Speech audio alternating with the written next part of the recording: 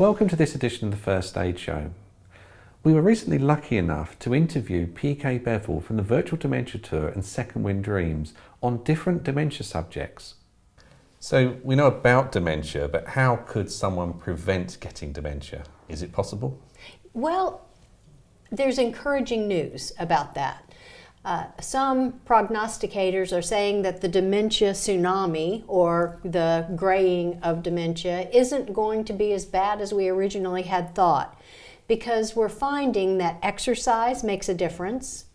We have a thing in our brain that we're learning about called cognitive reserve, which means that the more we continue to learn, the more we continue to stay engaged cognitively, the more active we keep our brain, just like any other muscle, the more cognitive reserve we have. So we're finding that those people who do those kinds of things, even if they get the disease, have a longer time in the earlier stages than those who are more isolated and don't have that kind of impact. We also know that diet can make a huge difference at the beginning. Now, once the disease is in process along the way, there's always things that you can do to help.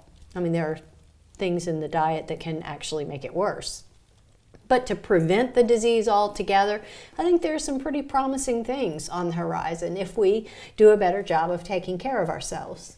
Is there a genetic link? Are you more genetically liable to get dementia if maybe your parents or grandparents have had it? Well, the link isn't as strong as we thought it was going to be originally.